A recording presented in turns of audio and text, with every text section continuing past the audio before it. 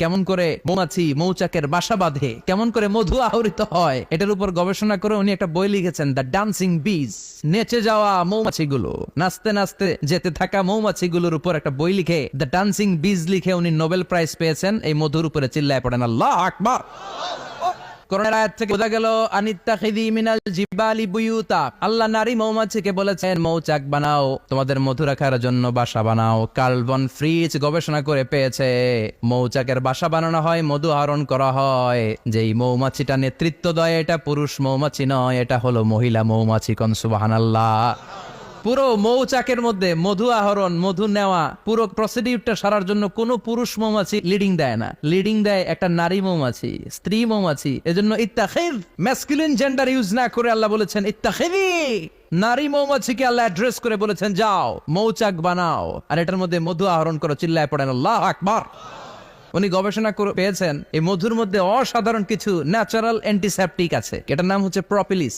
Natural antiseptic প্রপিলিস নামে একটা liquid পাওয়া যায় মৌচাকের মধ্যে। এটা কাটা জায়গায় লাগা দিলে স্যাভলন ডেটল কিছু লাগানো লাগবে না, ওই প্রপিলিসের কারণে আপনার কাটা জায়গা এমনি শুকায় যাবে। দ্বিতীয় বিশ্বযুদ্ধে রাশিয়ান যত সৈনিকরা যুদ্ধে আহত হতো ওরা আলাদা করে অ্যান্টিসেপটিক খাইতো না, ওরা মধু আইনা লাগাই দিত আর সুস্থ হয়ে যেত। সুবহানাল্লাহ পড়ে। নিউজিল্যান্ডের কিছু বিজ্ঞানীরা আবিষ্কার করেছে মৌমাছির হুলের ভিতরে রেমিটিক ফিভারের অ্যান্টিবায়োটিক আছে। অনেকের বাত জ্বর হয়, বাতের ব্যথা থাকে না, মুরব্বীদের বেশি হয়, ওই জায়গার মধ্যে যদি আপনি মৌমাছি এনে ঢুকাই দিতে পারেন, মৌমাছির হুল লাগাই দিতে পারেন, ভালো হয়ে যাবে। মৌমাছি যখন হুল ফুটে আরাম লাগে না অনেক? খাইছেন, কামড় খাইছেন? হ্যাঁ, মজা লাগে। তো নিউজিল্যান্ডের এই গবেষকরা এরা আবিষ্কার করেছে যে মৌমাছি যদি হুল ফুটিয়ে দেয় ওইখানে বাতের ব্যথা থাকলে, বেদনা থাকলে এটা ভালো হয়ে যাবে। আমি নিজে দেখেছি, বিবিসি একটা ডকুমেন্টারি, ইজিপশিয়ান একজন ফিজিশিয়ান চিকিৎসক, উনি ওনার বাতের ব্যথায় আক্রান্ত যত রোগীরা আছে ওদের গায়ের মধ্যে মৌমাছি এনে এনে নিজে নিজে হুল ফুটায়, রোগী চিৎকার মারে ও মাগো ও আল্লাহ গো, কিন্তু একদিন পরে ব্যথা নাই আর কয় ভালো হয়ে গেছি। সুবহানাল্লাহ কইবেন না? তো এজন্য এই কার্ল ভন ফ্রিজ 1973-তে দ্য ডান্সিং বিজ লেখে গোটা বিশ্বকে তাক লাগিয়ে দিয়েছে। তার গবেষণার প্রতিটি পয়েন্ট কোরআনের এই আয়াতের সাথে মিলে যায়। চিৎকার করে পড়েন আল্লাহু আকবার। এই যে আমরা মধু খাই, এই মৌচাকের ভেতরে অন এন অ্যাভারেজ অ্যারাউন্ড 60,000 মৌমাছি থাকে। তিন ভাগে, একটা হচ্ছে কুইন বি, একটা মেল বি, আর একটা হচ্ছে ওয়ার্কার বি। একটা থাকে রানী মৌমাছি, এর নেতৃত্বে সবাই চলে। আর একটা থাকে মেল বি, পুরুষ মৌমাছি, বংশ বাড়ানোর জন্য এদের কাজে লাগে। আর সব হচ্ছে ওয়ার্কার বি, সবাই কাজ করে। আল্লাহ বললেন সুম্মা কুলি মিন কুল্লি সামারাত ফাসলুকি সুবুলা রাব্বিকি যুলুলা। আল্লাহ সিক্রেট মেসেজ দিয়ে বললেন গাছের উপরে বাসাবাদ, পাহাড়ের উপরে মৌচাকের বাসাবাদ, উঁচু উঁচু জায়গায় তোমরা তোমাদের বাসা বাঁধো। সুম্মা কুলি মিন কুল্লি সামারাত, এরপর এলাকার যত মিষ্টি মিষ্টি ফুল আছে, ফল আছে, ওখান থেকে রস নিয়ে আসো। সুবহানাল্লাহ। পুষ্প রস সংগ্রহ করে মধুগুলো, এটার বলে sweet nectar. They collect the sweet nectar from the flowers. এবং মধুর মধ্যে এত চমৎকার জিনিস থাকার কারণ হচ্ছে মৌমাছিগুলো ওই এলাকার সব ধরনের ফুল, ভালো ভালো সুগন্ধযুক্ত ফুল ফল থেকে রস নিয়ে আসে। তো ওই গাছগুলোর মধ্যে বনাজি গাছ আছে না নাই, ঔষধি গাছ আছে না নাই, এজন্য মধুরে বলা হয় সব রোগের ঔষধ। যত বনাজি ঔষধি গাছের নির্যাস আর পুষ্প রস আছে সব আল্লাহ মধুর ভিতরে ঢুকায়া মধুকে আল্লাহ ন্যাচারাল ভ্যাকসিন বানিয়ে দিয়েছেন। চিল্লায়ে পড়েন আল্লাহু আকবার। আল্লাহ বললেন সুম্মা কুলি মিন কুল্লি সামারাত, সব ফল আর ফুল থেকে এই নেকটার পুষ্পরস নিয়ে আসো। ফাসলুকি সুবুলা রাব্বিকি যুলুলা, যেমন যেমন গিয়েছিলা পথ চিনায় আবার ফিরে আসো। ইয়াখরুজু মিন বুতুনিহা শারাব, এরপর তাদের পেট থেকে বের হয় শারাব। মুখতালিফুন আলওয়ানু, এক একটা মধুর কালার হয়ে যায় এক এক রকম। কোন সুবহানাল্লাহ। সরষে ফুলের মধু একটু সাদা সাদা হয় না? আমি হচ্ছি মধু খাওয়ার পোক। আমি দেশে বিদেশে যেখানে গিয়েছি ফ্রেশ হানি আমি অনেক খুঁজেছি। ইয়ামানি একটা মধু পাওয়া যায় ইয়ামানের সাওয়াহিলি এলাকায়, পাহাড়ি এলাকায়, একেবারে কুচকুচে কালো। আবার অনেক মধু আছে কিছুটা খয়েরি এবং হলুদ বর্ণের, কিন্তু সরষে ফুলের যে মধুটা এটা অনেকটা সাদা। এই পুষ্পরস নিয়ে মৌমাছিগুলো মৌচাকের মধ্যে ঢেলে দেয় না, এগুলো খেয়ে ফেলে। প্রত্যেকটা মৌমাছির পেটের ভেতরে আল্লাহ দুইটা করে স্টোমাক দিয়েছে, পাকস্থলী। সুবহানাল্লাহ পড়ে।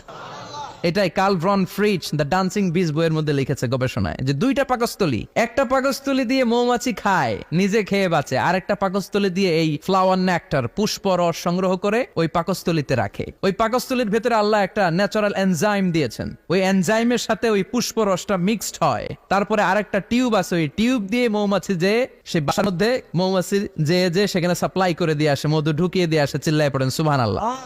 তার মানে বিষয়টা এমন না ফুলের রস নিয়ে মৌচাকের দিয়ে আসলো, ফুলের রস সে নেয়, তার স্পেশাল একটা স্টোমাকের মধ্যে ঢুকায়, সেখানে এনজাইম দিয়ে পাচক রস দিয়ে আল্লাহ এটাকে সমৃদ্ধ করে দেয়, তারপর আলাদা একটা নল দিয়ে টিউব দিয়ে মৌচাকের ভেতরে ঢুকিয়ে দেয়। কোন সুবহানাল্লাহ।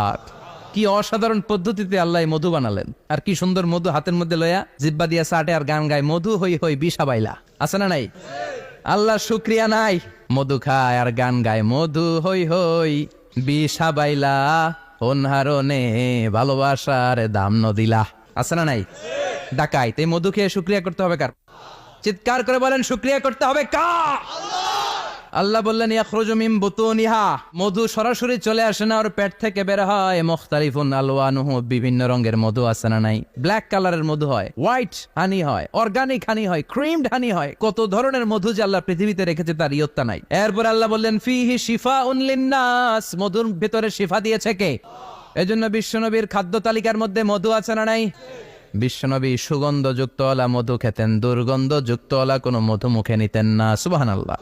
বিশ্বনবীর জামানায় মাগাফির নামে একটা মধু ছিল, দুর্গন্ধযুক্ত, এটা কখনো বিশ্বনবী মুখে নিতে চাইতেন না। সুগন্ধযুক্ত মধু সবসময় বিশ্বনবী খেতেন। বিশ্বনবীর স্ত্রীরা এই সুগন্ধিযুক্ত মধু বোতলের মধ্যে প্রিজার্ভ করে রাখতেন বিশ্বনবীকে দেওয়ার জন্য। বিশ্বনবী প্রাণ ভরে এগুলো পান করতেন। সুবহানাল্লাহ।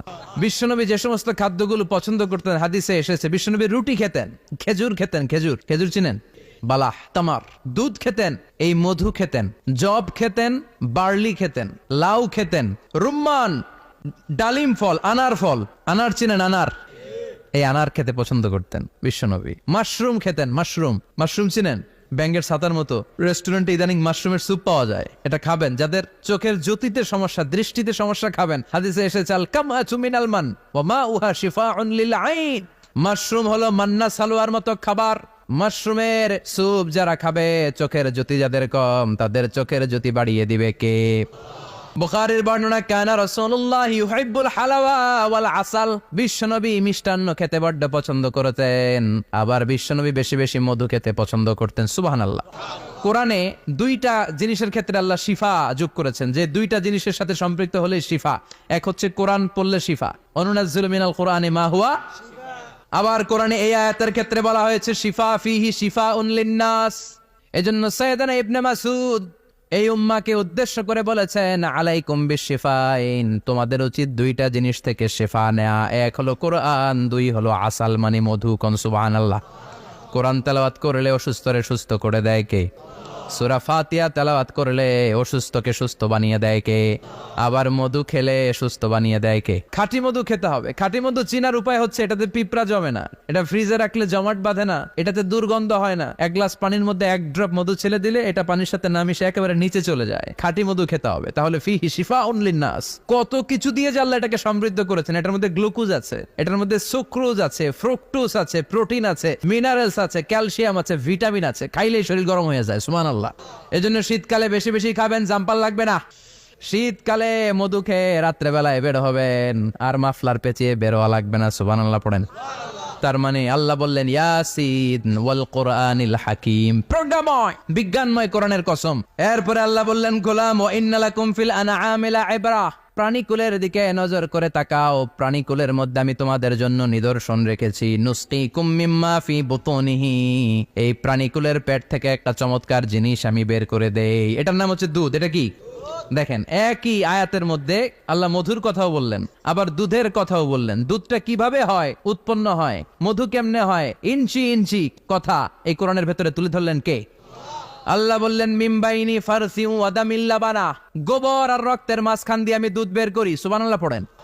আমরা যাই এই গাভীর ওলান টানা শুরু করি সকালবেলা বিসমিল্লাহ বলে, কিন্তু কেমনে যেটা আসে ওইদিকে নজর নাই। ডাকাত বিসমিল্লাহ বলে শুরু করে না, দুধ খাই আলহামদুলিল্লাহ পড়ে না। আছে না নাই? আল্লাহ বলেন মেকানিজমটা শোনো কেমনে আমি খাওয়াই। আল্লাহ বললেন মিমবাইনি ফারসি ওয়া দামিল লাবানা, গোবর আর রক্তের মাঝখান দিয়ে আমি দুধ বের করে দেই। সুবহানাল্লাহ। গরু যে ঘাস খায়, এই ঘাস থেকে রক্ত হয় আর গরুর গোবর হয়। পেটের একদিকে থাকে গোবর, আরেক দিকে থাকে রক্ত। রক্ত দুর্গন্ধ, গোবরও দুর্গন্ধ। রক্তও নাপাক, গোবরও নাপাক, এই দুই নাপাক আর দুর্গন্ধের মাঝখান দিয়ে সুগন্ধযুক্ত দুধ বের করে দেয় কে? আল্লাহ বললেন মিমবাইনি ফারসি ওয়া দামিল লাবানা, গরু যে খাবারগুলো খায় ওই খাবারের এক পাশ দিয়ে গোবর হয়ে যায় আর এক পাশ দিয়ে রক্ত হয়ে যায়, মাঝখান দিয়ে দুধ বের করে দেয় কে? What a amazing mechanism of discharging milk from animal's body. What a amazing mechanism. একদিক দিয়ে গোবর দুর্গন্ধ, আরেক দিক দিয়ে ঘাস খাওয়ার কারণে রক্ত হয়, মাঝখান দিয়ে দুধ বের হয়ে যায়। সুবহানাল্লাহ। আবার বাছুর ছাড়া দুধ পাওয়া যায় না। গাভী আছে কার কার? হাত তোলেন তো। বাছুর ছাড়া দুধ পাওয়া যায়? শুধু গাভী, বাছুর নাই, দুধ আসবে?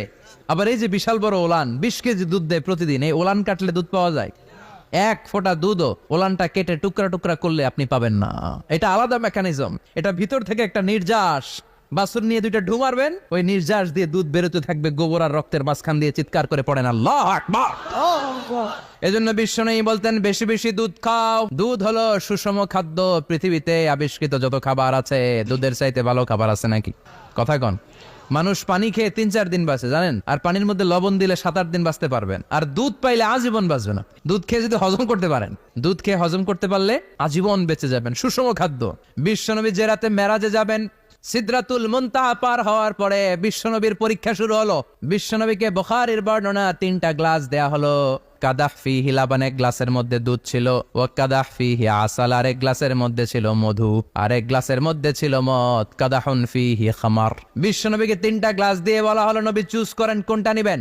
এক গ্লাসে মধু, আরেক গ্লাসে দুধ, আরেক গ্লাসের মধ্যে বিশ্বনবীকে দেয়া হলো মদ। বিশ্বনবী বললেন যে এই গ্লাসের ভেতরে দুধ আছে, আমি ওই পেয়ালাটা নিলাম। সাইয়েদনা জিব্রাইল বললেন ইয়া রাসূলুল্লাহ আখাস্তাল ফিতরা, আপনি যেমন নিছেন তেমন। সুবহানাল্লাহ কইবেন না? বিশ্বনবী দুধ খেতে পছন্দ করতেন। আর বিশ্বনবী বলতেন আলাইকুম বি আলবানিল বাকার, বেশি বেশি গরুর দুধ খাবা। ফা ইন্নাহা তুরাম্মু মিনাল আশজার, কেননা এটা সবুজ লতা পাতা ঘাস পাতার নির্যাস। গরু কি খায়? ঘাস খায় না? এই ঘাসের নির্যাস হচ্ছে দুধ। বিশ্বনবী বলতেন বেশি বেশি দুধ খাবা। ফিহি শিফা, এর মধ্যে শিফা আছে। ফি লাবানিহা শিফা ওয়া লুহুমিহা দা, গরুর দুধে আছে শিফা, গরুর গোশতের মধ্যে আছে রোগ। সুবহানাল্লাহ কোন। কত বড় ফিলোসোফার বিশ্বনবী। বিশ্বনবী বলে গিয়েছেন গরুর দুধ বেশি খাও কিন্তু গোশ বেশি খাইও না। আর আমরা গরুর গোশ পাইলে কোপায় ফেলাই। সাদা ভাত আর ঝাল গরুর মাংস যদি হয়, ওই যে অনেকের জিহ্বায় পানি চলে আসছে। সুবহানাল্লাহ কইবেন না? বিশ্বনবী বলতেন দুধ খাও, গোশ খাইও কম। গরুর গোশত কম খাবা, গরুর দুধ বেশি খাবা। সুস্থ রাখবে কে? আবার বিশ্বনবী মায়েদেরকে বলেছেন ও মায়েরা, সন্তান হওয়ার পরে 2 বছর দুধ খাওয়াবা। আল্লাহু আকবার। والوالدات يرضعن أولادهن حولين كاملين لمن أراد أن يتم الرضاعة। সন্তান যারা পেয়েছো মায়েরা, বড় দুধ খাও, সন্তানদের সুস্থ রাখবে কে? বাচ্চা ডেলিভারির পরপরই আল্লাহ তাআলা মায়ের বুকে একটা দুধ দেয়, এটাকে বলে শাল দুধ। এটা হচ্ছে বাচ্চা জীবনের প্রথম প্রাকৃতিক টিকা। সুবহানাল্লাহ কয় না? এটা বেবির জীবনে ন্যাচারাল প্রাকৃতিক টিকা, প্রতিষেধক আল্লাহ দিয়ে দিয়েছে। আপনার বাচ্চাকে টিকা দিন, স্লোগান আছে না? 5টা 7টা টিকা দেওয়া লাগে। প্রথম টিকাটা আল্লাহ নিজেই ফ্রি দিয়ে দিছে। এটা শাল দুধের ভেতরে পাওয়া যায়। এজন্য বাচ্চাকে শাল দুধ খাওয়াতে হবে। তার ব্রেনের গ্রোথ হবে, সে শক্তিশালী হবে, সে দেশপ্রেমিক হবে, সে আল্লাহওয়ালা হবে। চিল্লাকন ঠিক কিনা? যে মায়েরা বাচ্চারে দুধ খাওয়ায় ওই বাচ্চারা মায়েরে ভালোবাসে বেশি। আর যেই মা গুলো বাচ্চারে দুধ না খাওয়ায় আর ডানু খাওয়ায়, আর কি কি আছে, হরলিক্স আর সিরালেক, যারা এগুলো খাওয়াবে, ডানু খাওয়াবে, যারা ল্যাকটোজেন খাওয়ায়, যারা বুকের দুধ খাওয়াতে চায় না কোনো কারণ ছাড়া, 2 বছর বাচ্চারে দুধ দিতে চায় না, এই বাচ্চাগুলো বড় হলে ওই মারে বৃদ্ধি আসবে। কথা কন, কথা কন। এজন্য মায়েরা, বোনেরা, সন্তান হলেই তাকে বুকের দুধ দিয়ে আল্লাহর পক্ষ থেকে যে টিকাটা, এই টিকাটা পেটের ভেতরে ঢুকাই দিতে হবে। চিল্লা এখন ঠিক কিনা? এটা হচ্ছে ন্যাচারাল টিকা। এজন্য আল্লাহ বললেন ইয়াসিন ওয়াল কোরআনিল হাকিম। ইয়াসিন, বিজ্ঞানময় কোরআনের শপথ। কোরআনের মধ্যে বিজ্ঞান আছে না নাই? অভাব নাই। কয়টা শুনবেন? আল্লাহ কসমোলজির কথা বলেছে, অ্যাস্ট্রোলজি কথা। কসমোলজি হচ্ছে সৃষ্টি তত্ত্ব। কসমোলজি কি? সবাই বলেন কসমোলজি কি? আল্লাহ বললেন আওয়ালাম ইয়ারাল্লাযীনা কাফারু আন্নাস সামাওয়াতি ওয়াল আরদা কানাতা রাতকান ফাফাতাকনাহুমা। কাফেররা কি দেখে না মহাবিশ্বের সবকিছু একসাথে মিলে ঝিলে ছিল, বিশাল এক বিস্ফোরণের মাধ্যমে আমি মহাবিশ্ব তৈরি করেছি। সুবহানাল্লাহ। আদিতে, শুরুতে কিন্তু সব আকাশ, বাতাস, জমিন, চন্দ্র, সূর্য, নক্ষত্র, গ্রহ, নিহারিকা পুঞ্জ, গ্যালাক্সি, ব্ল্যাক হোল সবকিছু মিলেমিশে একসাথে ছিল। এটার ঘনত্ব ছিল খুব বেশি। মহাবিশ্বের সবকিছু ছিল একটা বিন্দু। এটাকে বিজ্ঞানীরা নাম দিয়েছে দ্য সিঙ্গুলারিটি, মহা একত্ব। এরপর একটা প্রচন্ড বিস্ফোরণের মধ্য দিয়ে মহাবিশ্ব সৃষ্টি হয়েছে। এটার ওরা নাম দিয়েছে বিগ ব্যাং থিওরি। কি নাম?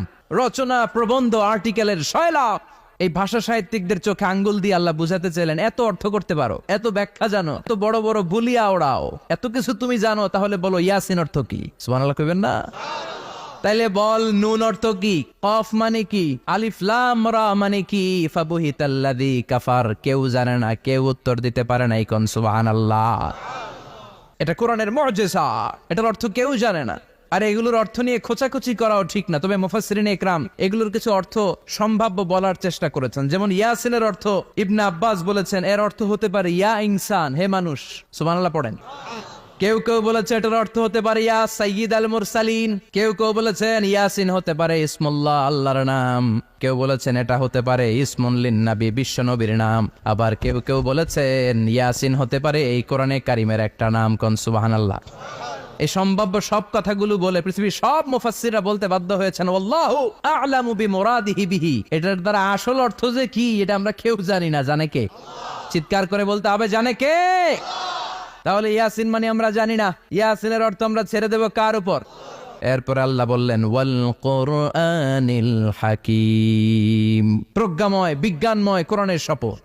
ওয়াল কোরআনিল হাকিম, বিজ্ঞানময় প্রজ্ঞাময় কোরআনের শপথ বা কসম। ওয়াল কোরআনিল হাকিমে যে ওয়া, এই ওয়াটারে আরবিতে বলে ওয়া আল কাসামিয়া। কি বলে?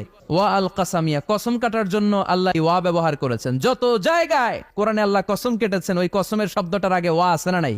ও মিয়া, কোরআনে আল্লাহ সময়ের শপথ করেছেন, কসম কেটেছেন, যুগের কসম কেটেছেন। যুগের সময়ের আরবি হলো আল আসর। এই আসরের আগে ওয়া আছে না নাই? কি বলছে আল্লাহ? ওয়াল আসর। ওয়াল। আবার তিন ফলের কসম আল্লাহ কোরআনে কেটেছেন, কি বলেছেন? ওয়াত্তিন মানে তিনের কসম।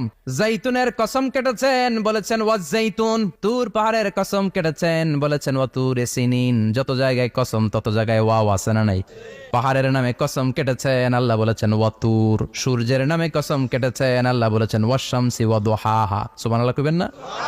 ফজরের নামে কসম কেটেছেন, কি বলেছেন? ওয়াল ফাজর। জিলহজ মাসের প্রথম 10 রাতের কসম কেটেছেন, কি বলেছেন? ওয়া লায়ালিন আশর।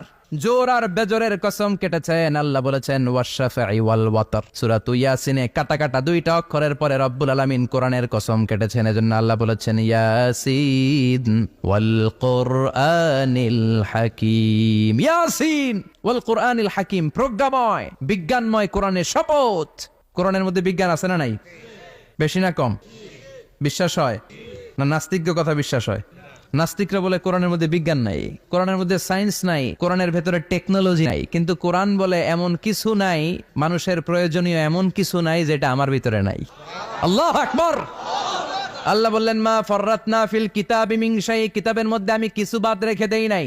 ইতিহাসের কথা বলেছি, পাতাল পুরীর কথা বলেছি, ঊর্ধ্ব জগতের কথা বলেছি, মহাকাশের কথা বলেছি, cosmology, astrology, geology, zoology, botany, human anatomy, embryology, সবকিছুর কথা কোরআনের মধ্যে দিয়েছে কে?